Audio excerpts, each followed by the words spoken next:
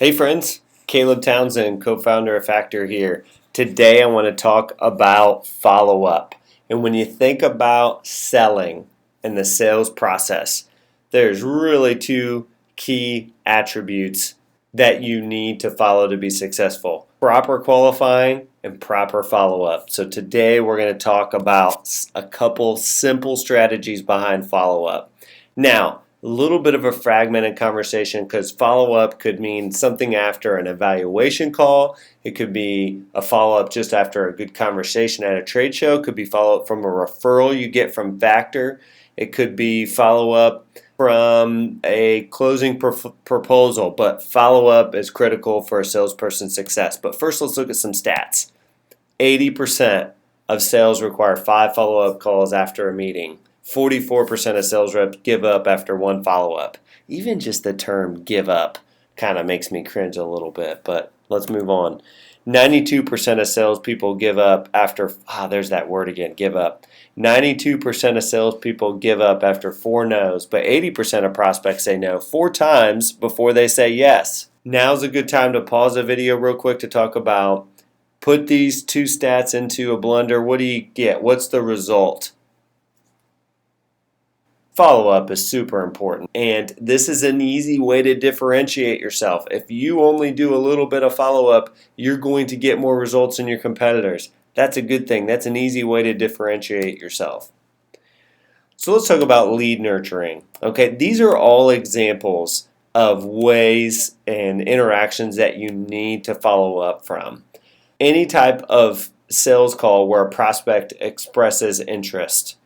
Anytime you receive a referral to a prospect, that needs to be followed up on. In Factor referral groups, oftentimes we hear people say, someone never followed up on a referral. I've done it, everybody's done it, but it needs to be very rare. Anytime a prospect engages with you via inbound methods, whether they put their info in on the web, whether you interact with them on social media like LinkedIn, or you have a good conversation at a trade show, that they stop by your booth, those all need to be followed up with.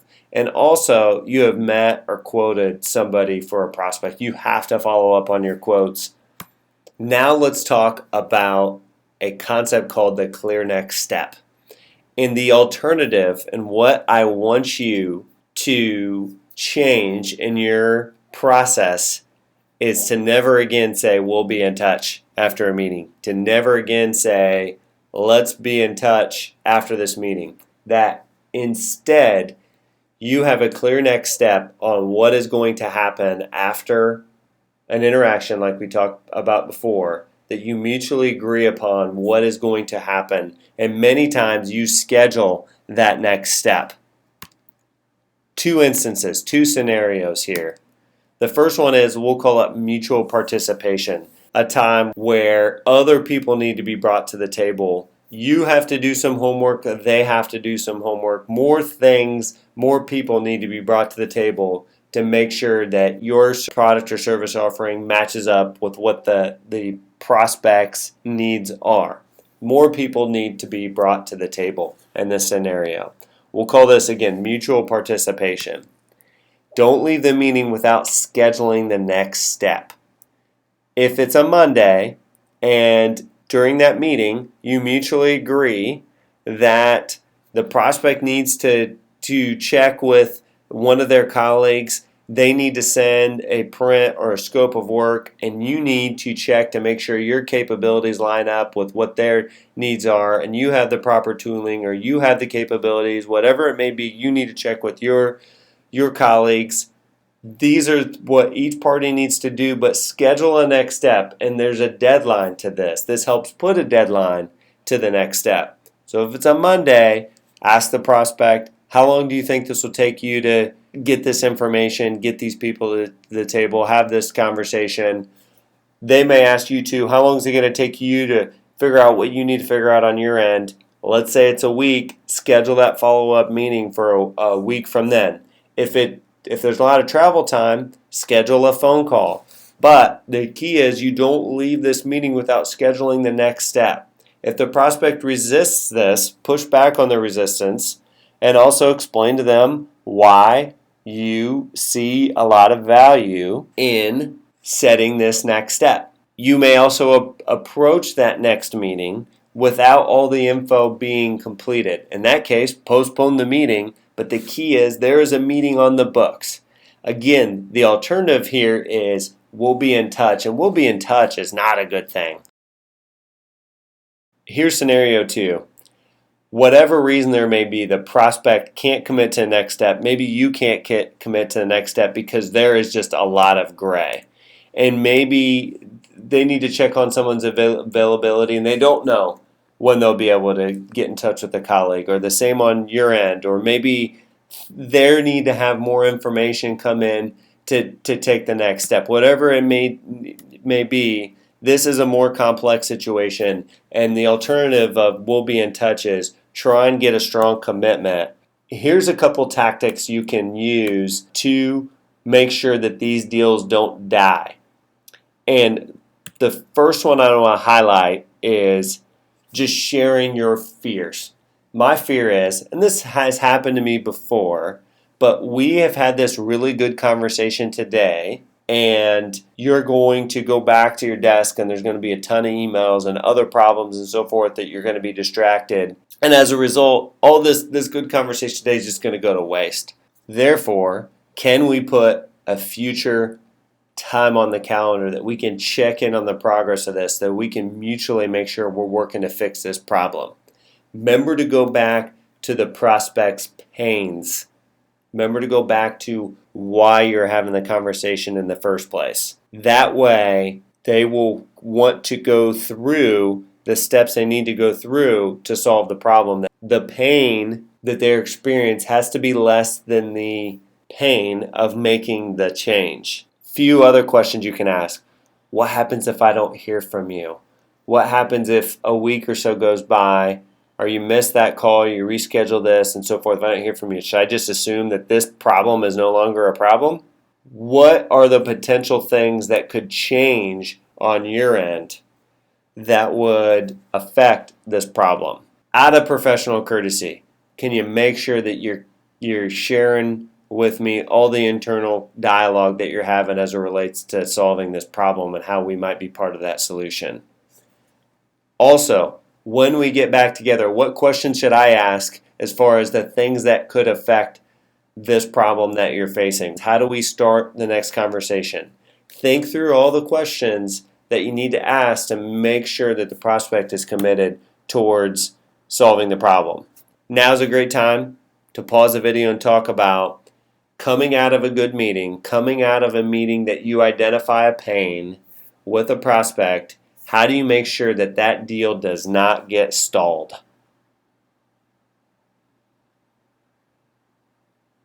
At some point, the prospect has enough information that they need to make a decision. Walking through a typical sales process, there is an evaluation meeting. There's a follow-up meeting where more people and information is brought to the table. There is the deliverance of a quote. There's a review on that quote or scope of work. And then finally, the prospect has had enough information they need to make a decision. Now, the decision could have made ahead of time, right? And that's okay. I like to be more of a magnet than a hammer, but at some point, you need to schedule a time that at this point, I'd like you to make a decision. And we do this in our referral groups on occasion, and we have success with this. In that decision call, open it up to review the stated purpose. Hey, here's the problem you have. Here's how we propose to solve it. Here's our pricing towards that. Has anything changed on your end? Is this still a problem, or is this still something you're committed to changing? What have you determined on your end is the next step? At that point, typically if you ask people and you position it as this decision call, as time they need to make a decision, they will make a decision. But let's talk about if they say no. Be cool about it. Don't hang up the phone and stomp your feet and cuss them out or something like that. I don't know. And ask for what I've heard referred to as a lesson learned. And that is where you say, okay, help me better understand why you went in another direction. I respect your decision, but out of professional courtesy, could you give me some feedback so that way I better position my company with other people in the future? Get as much feedback as possible. Try to make sure that they understand that you're not trying to reverse the sale. You're trying to learn. If you get a yes, Ask them, why did you pick us for this opportunity? What gives you confidence in us? Now would be a good time to pause the video. Why is it important when someone picks you to get good feedback on why they selected your company?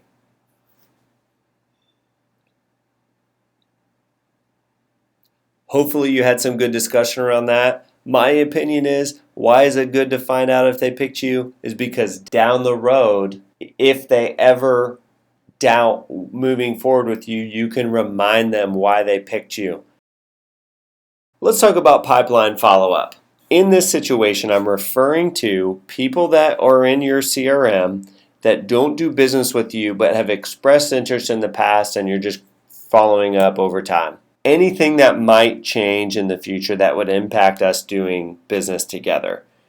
In this example, the prospect may say, interesting, but now's not the right time. Okay, what would change to make it the right time?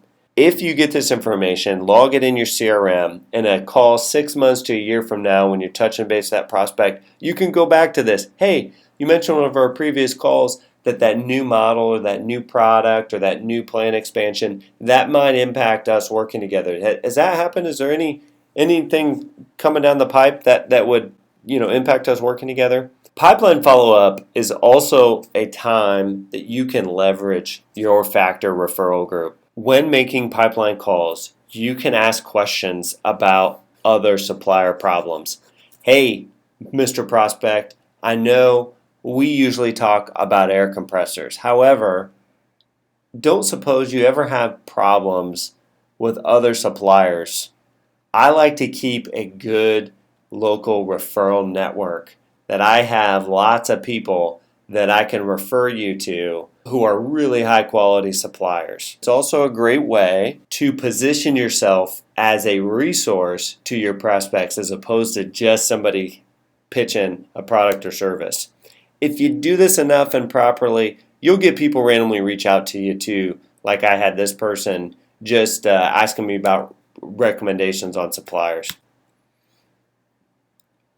Also, one thing I've used too is I'll say, hey, if you're ever looking for a new supplier, keep me in mind. Keep me in mind as a resource. I try and keep a good network. Also use humor in the sales process. We had someone in Texas share with us that when there's a cold day in Texas, they'll make sales calls to really cool prospects and say, hey, didn't you tell me one time that the only reason you do business with our companies is if it was a cold day in hell? Man, it must be a cold day in hell if it's a cold day in Texas. Anytime you can insert humor in the sales process, that opens up the opportunity for them just to lower their guard and be open about doing business with you.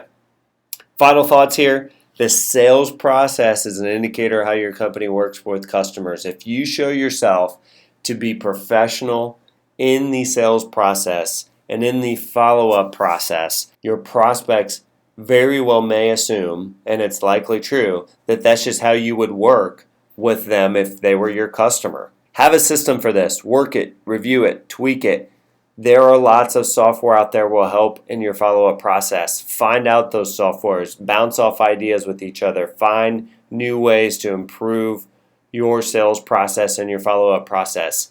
Separate yourself from your competition. The way to do that is not to do what your competition does. One of those things would be to do proper follow-up. As we expressed earlier, lots of sales reps give up. They don't do good follow-up. So separate yourself by doing good follow-up. Hopefully you got a nugget or two. If there's anything I could stress from this tactic, tip, and trick is never say, let's be in touch. Mutually agree upon what are the next steps in the sales process. Caleb Townsend, co-founder of Factor, signing off. We'll see you at the next meeting.